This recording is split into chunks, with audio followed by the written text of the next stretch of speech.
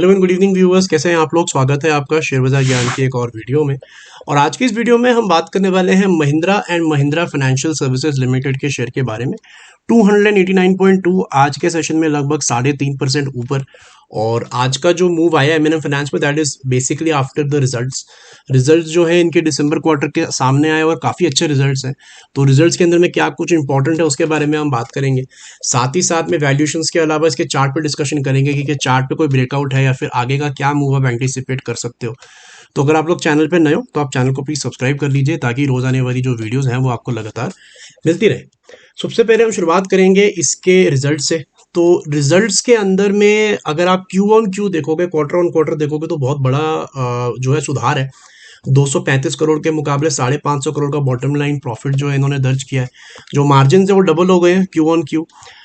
थोड़ा अगर आप इसको अपने ईयर ऑन ईयर से कंपेयर करोगे तो थोड़ा सा नीचे आया है। जो इनका रिजल्ट है 629 करोड़ के मुकाबले 553 करोड़ का प्रॉफिट इन्होंने कम 70 करोड़ कम आया। मार्जिन भी लास्ट ईयर दिसंबर में 30% थे, वहां से घट के 22% है। तो इट्स बेसिकली मिक्स्ड बैग। अगर आप क्वार्टर ऑन क्वार्टर देखोगे तो बहुत अच्छे रिजल्ट्स हैं, और अगर आप ईयर ऑन ईयर देखोगे तो रिजल्ट्स में थोड़ी बहुत कमी तो आई है। क्योंकि ये एक एनबीएफसी कंपनी है, इनका लोन्स का ही काम है, फाइनेंस का ही काम है, तो यहाँ पे आपको बैंक्स की तरह पे एनपीए देखने बहुत इंपॉर्टेंट हो जाते हैं। तो जो इनका ग्रॉस एनपीए है वो 4% के नीचे आ गया है। जितना एनपीए कम उतना स्टॉक के लिए अच्छा है। पिछले दिसंबर में अगर आप कंपेयर करोगे तो ऑलमोस्ट 6% के एनपीए थे, और आई थिंक ये दिसंबर का ही है if I am not wrong. थोड़ा सा मैं इसको ऊपर कर लेता हूँ। या दिस इज दिसंबर ओनली। तो यहाँ पे 6% के नीचे था एनपीए, अब वो 4% के नीचे आ गया है। जो नेट एनपीए है वो 2.5% से घट के 1.5% पे आ गया। तो this is basically a good thing कि इनका जो लोन क्वालिटी है of loan, that is good. Default के चांसेस कम है तो रिकवरी अच्छी होगी तो प्रॉफिट अच्छा होगा। और मार्केट्स को भी ये रिजल्ट अच्छे ही लगे। That is why you can see that the stock has gained today. 3-4% की बढ़त जो है स्टॉक ने दिखाई है। डे हाई इसका थोड़ा ऊपर था, अराउंड आई थिंक 296-297 के करीब ये गया है। डे हाई इसका 296 के करीब गया है, उसके बाद में ही नीचे आया है। वैल्यूएशंस की बात करेंगे अगर एमएनएम फाइनेंस की, तो वैल्यूएशन डिसेंटली वैल्यूड है। 19-20 के पी मल्टीपल पे स्टॉक चल रहा है, बहुत चला नहीं है। इनफैक्ट ये पूरी जो रैली आई है स्मॉल कैप के अंदर में, मिड कैप के अंदर में, ये भी एक मिड कैप शेयर ही है, लेकिन इसने ज़रा भी पार्टिसिपेट नहीं किया है इस पूरी रैली के अंदर में। बेसिकली जितने भी फाइनेंशियल शेयर्स है ना, उनका ज़्यादा इस टाइम में मार्केट में जो है फोकस नहीं है। इस टाइम पे अगर आप देखोगे तो 2-3 थीम्स ही चल रही है मार्केट में। एक आ गई आपकी इंफ्रा थीम, राइट। दूसरी जो हो गई आपकी ये जितने भी डिफेंस के सेक्टर्स हैं, दैट इज देयर। डिफेंस के स्टॉक्स जो हैं वो काफ़ी अच्छा चल रहे हैं। तीसरे आपके चल रहे हैं पीएसयूज, जो आपके सरकारी ये आरईसी, पीएफसी, बीएचईएल वगैरह ये सारे हो गए। बीएचईएल भी डिफेंस में ही आ गया, लेकिन जितने भी ये पीएसयू स्टॉक्स हैं वो अच्छे कर रहे हैं। Banking and financial for that matter is not really the focus, और इसीलिए सस्ते वैल्यूएशंस पे ये शेयर जो है वो अवेलेबल है।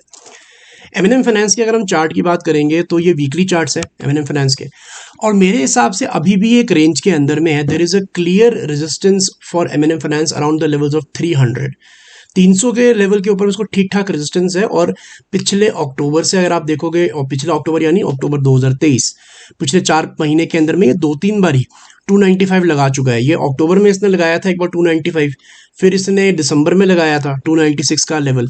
आज भी ये जहाँ से फिसला बोलेंगे या प्रॉफिट बुकिंग बोलेंगे, 296 से ही नीचे आया है ये। जो आज की डेट में ये बहुत बढ़िया चढ़ा है पूरा 3-4%। उसके अंदर में ऊपर से थोड़ा बहुत गिरावट इसमें देखने को मिली है। नीचे की तरफ it has a very strong support around the levels of 240-235। तो मेरे लिए एमएनएम फाइनेंस में यही रेंज है। जब तक इस रेंज को ये पार नहीं करता आगे या पीछे, आपको आगे का मूव देखने को नहीं मिलेगा। मोर चांसेस है कि ऊपर ही जाएगा। अब छोटी मोटी गिरावट अगर मार्केट में आती है तो थोड़ा गिर जाए तो बात अलग है, लेकिन यहाँ से जिन लोगों ने खरीद के रखा हुआ है specially around 230-240, I would suggest कि आप होल्ड रखो उसको। और इसमें कोई प्रॉब्लम वाली बात नहीं है टिल इट डजंट ब्रेक 235। जब तक 235 के नीचे नहीं जाता तब तक इसमें कोई घबराने वाली बात नहीं है। और जिस तरीके के इसके नंबर्स हैं, जिस तरीके की इसकी वैल्यूएशंस हैं, 235 साउंड्स अ बिट टू फार। बहुत नीचे के लेवल है 235, मुझे लगता नहीं वहां तक जाएगा। बट स्टॉक के अंदर में एज सच कोई ट्रेंड नहीं है, राइट। एक बहुत अच्छा ट्रेंड था स्टॉक के अंदर में 2022 से लेके, जब स्टॉक 150 रुपए से लेके 350 गया था, और उसके बाद से it has been in a consolidation with a negative bias. एक होता है कंसोलिडेशन जहां स्टॉक पर्टिकुलर एक रेंज में होता है, ना तेजी में होता है ना मंदी में होता है। एक होता है कंसोलिडेशन, जहां धीरे धीरे धीरे धीरे स्टॉक जो है ऊपर जाता है। M&M फाइनेंस तीसरी कैटेगरी का है, जहां स्टॉक धीरे धीरे धीरे नीचे की तरफ खिसकता है, लेकिन यहाँ पे अब 235 तक खिसक के ही रुक गया है। So I think the next move will only come after it crosses 300। अब 300 कब क्रॉस करेगा, this purely depends on the way the market sees the financial sector. फिलहाल तो बहुत सारे ऐसे स्टॉक्स है फाइनेंस के अंदर में, बैंक के अंदर में, जो अच्छे वैल्यूएशंस पे है, लेकिन मार्केट उनको ज़्यादा वैल्यू इस टाइम पे दे नहीं रहा, इंपॉर्टेंस ज़्यादा दे नहीं रहा। So that's it. I hope आपको रिजल्ट जो है वो समझ में आ गए, रेंज जो है वो समझ में आ गई। कोई सवाल है आपका तो आप कमेंट सेक्शन में ज़रूर डालें। मैं मिलूंगा आपसे अपनी अगली वीडियो में, तब तक आप अपना ख्याल रखें। All the best guys.